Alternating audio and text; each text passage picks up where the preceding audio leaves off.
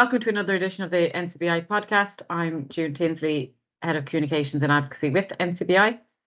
And tonight I've got the pleasure of having a chat with Barry and Katie Ryan, who are here to tell us all about their family and particularly their daughter, Maggie.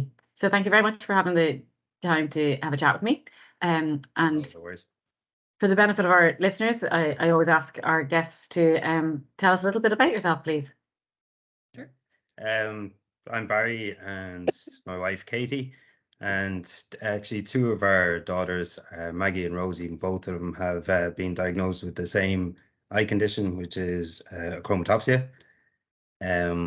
Maggie is 3 going on 4, and Rosie is 2 in April as well. So it's a busy time at the moment, yeah. Excellent, and they're a fabulous age as well, because you can have such decent conversations with them now as well. And yeah, exactly.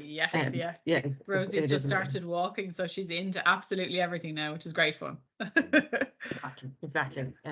So enjoy all those phases. It's very exciting. And I suppose how did you get connected with NCBI? As you said, obviously both the girls have this eye condition. Was it through the hospital, or was it directly through our services, or how was it done? So it was originally through the hospital when we had got our original diagnosis with Maggie. That was when she was about 1.5. It was through them that we got in touch with Hilary from NCBI. Okay. And then obviously when Rosie came along, it was a similar situation. Yes. Yeah, it was. I mean, it was fairly early doors with Maggie. We kind of noticed there was something going on with her eyes kind of early on. It was in the middle of COVID as well, which didn't make it any easier as well with hospital appointments and things like that. But we had I think it was probably after the first or second visit as well, when the consultant thought it might be nystagmus. That he'd originally put us in touch with Hilary in the ECLO service, and from there we kind of we've been dealing with Hilary since then, I suppose, really. And so that's how we originally were put in touch.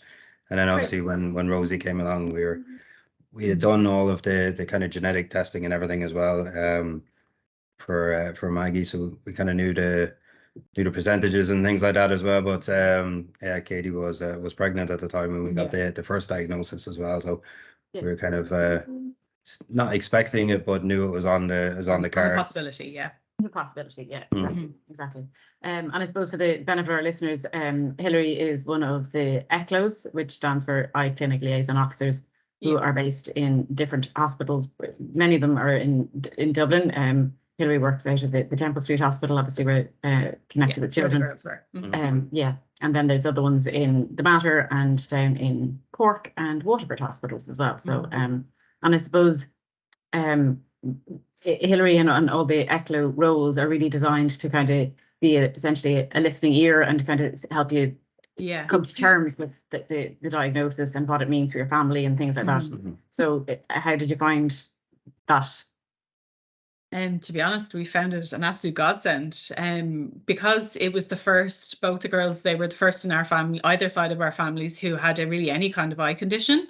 So understandably, it was quite a shock and took a long time for us to kind of understand what that would really mean for the girls. So it was great to have Hilary there to be able to just kind of run through like possibilities, things that might help as they were growing up, services and supports that were available as they kind of were going through the different stages. Like Maggie's kind of just into her first year of preschool, so it was great to kind of go in, get a quick assessment of Maggie's eyesight, and just to kind of get a judge of, okay, she might be better sitting closer in the front of the class, or, it was great to be able to just let the teachers know then, listen, this is what, have a report to be able to give them, so they had a better understanding as well.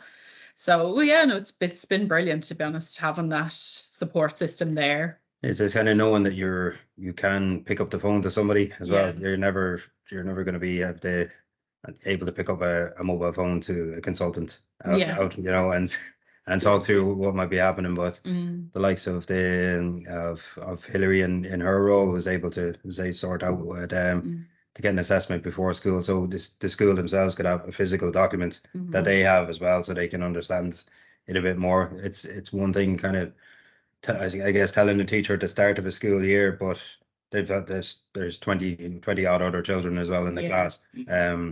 So it'll be easily forgotten as well if it's not, I don't know, very noticeable or something as well, you know. Yeah. And I suppose one of the other pieces of feedback we get from people who link in with our ECLO service is around the fact that when you're going in to see your consultant, which obviously doesn't happen that often, so you kind of want to make the most out of your short time with the consultant. And yet, with the best will in the world, they're going to speak more medical jargon than any of us put together. Absolutely. So, having an ECLO there to put it more in layman's terms certainly is the feedback we've got, and has that been the same case for yourselves? Yeah, definitely. Yeah, it is. There's an awful lot of terminology if you're not used to it. And again, you're nearly, as you're speaking to so many different people. As when we've gone for initial from the initial consultation as well, and then Hillary was there, and you know, you might have someone who will refer to this clinic, or you need to meet this person, and then you've kind of people throughout the process are in a multidisciplinary team, and you can get to the point. So, okay, well, who are you, and why am I talking to you? What's next? Overwhelming, can't it? Yeah, as well. So it is important to have like someone that kind of knows the inside track as well. That can tell you how things work, because I wouldn't have had a breeze otherwise. You know, you do need someone that is kind of in it on a day-to-day basis as well, as opposed to I used to say seeing the consultant, you know, once every 6 months or once every year or so. But yeah, it's one of those things as well. I mean, we found it was particularly difficult during COVID, but if anyone is going into consultants, to have two people in there as well, two adults in there. Either person will pick up on something different, or have different questions as well that someone else wouldn't have thought of as well. So it's one thing I would say, if you can, and if you can, try and bring have two adults in the room with a consultant. Yeah, exactly. Because I suppose, as you rightly say, you can nearly bounce the information you receive off each other, because you're going to hear something different. And take it from that. And I suppose in terms of the diagnosis that the girls have, tell us about the impact that will have on their vision into the long term. Is it something that is likely to deteriorate? Will they need additional supports as they go through school and things like that, or is that unclear at this stage? It was one of the things. It was one of the things initially. It's extremely worrying, and when you get any sort of diagnosis as well, and I suppose instinctively you kind of look at the worst case scenarios, and oh my God, they're going to lose their vision entirely as well. And for both Maggie and Rosie, it's a condition that's not degenerative. But it's it's hard to know what way it's going to limit them as well. We've been told by other people as well, is that if you're kind of born with a condition, you adapt to it, and it's kind of all you know. But if it happens later in life, then it can be more of an adjustment to get used to as well. And it's interesting to see how both of them kind of navigate the world and figure stuff out by themselves as well. It's you kind of have to let them follow their lead a little bit as well. But it's not degenerative, but it will be like things like particularly bright daylight and stuff like that as well. So it's a chromatopsia it doesn't they can't filter out the sunlight. So they're photosensitive. Photosensitive, so it's a lot of dark sunglasses and avoiding all that sort of stuff as well to manage to try and manage it a small bit, make it a bit more easier. But other than that, both of them are flying it. Brilliant. Against school. When they're trying to get out and about, kind of, as you say, the daylight or even potential shadows can kind of be a challenge for depth perception, things like that. Exactly. Trying to navigate down steps and things like that. So it's just building up their own confidence and strategies to work around that. Yes, exactly. It's certainly being born with the condition. It's their normal essentially, isn't it? So, Even with the eye condition, they're color deficient as well. So even seeing things in a gradient of tones rather than in, say, red, blue, green, all normal, all the usual colors that people would identify by, they have a different way of seeing it. And it's great to be already able to see one things that they can kind of pick at red and black, or a couple of things that they'll be like, oh, they can kind of pick those colors out. So yeah, no, it's great as parents to see, like, it's just seeing the world so completely differently. So yeah, it can be very, it's easy to jump to the worst case scenario as well, and I kind of have to look beyond it, that it's not, the child isn't the diagnosis kind of thing. It's not so it's yeah, part of them, but it doesn't define them. yeah, exactly. Yeah, and their future is as bright as anybody else's at the end. Absolutely, yeah. So it's and have you met other parents in a similar situation, or have the children met other children in similar situations yet? Or is it too early? It's a bit early. Yeah, I we think haven't yet. Yeah. I was gonna say, we blame of COVID with a lot of that kind of stuff as well, and coming out of it. So we're kind of, was for a lot part of the lockdown, it was just the three of us. So and that side of things as well. So it was a little bit of, kind of shielding from the world a little bit as well. Anyway, regardless of that. But yeah, it takes a long time to. Well, it took me a long time to kind of get used to the idea of it. As well. So it's a difficult time, but it's like you have to kind of allow yourself to be overwhelmed, and it will happen, and it's it's normal and all the rest of it as well. So to feel any kind of disappointment or anything, or fear for the future. Yeah, and I suppose Hilary is obviously there to be a resource not only to the girls but to yourselves as well. Yeah, absolutely. Yeah. Delighted to hear that has worked out to the point that now you're fundraising for NCBI. Tell us about that. The Dublin City Marathon last year in October. So we decided kind of early on to try and do a bit of fundraising for the NCBI, and Joanna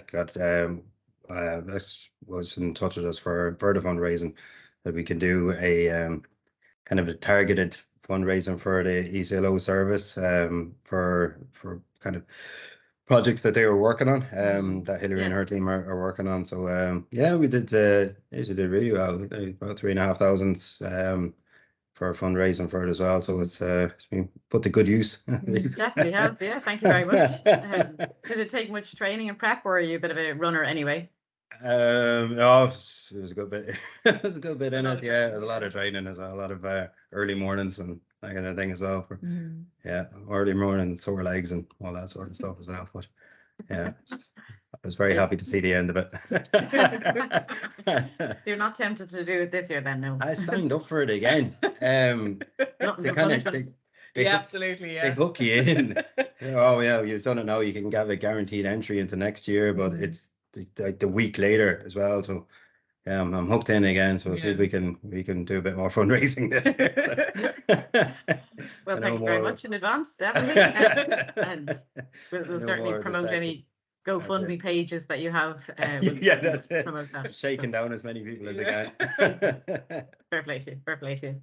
And I suppose, just to conclude, is there any one piece of advice that you'd give to another parent whose child has been diagnosed with a sight loss condition?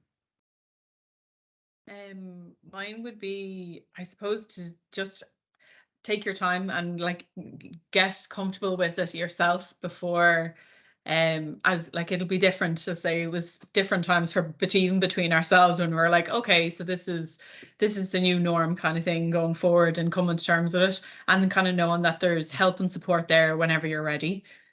Yeah, that was a big one.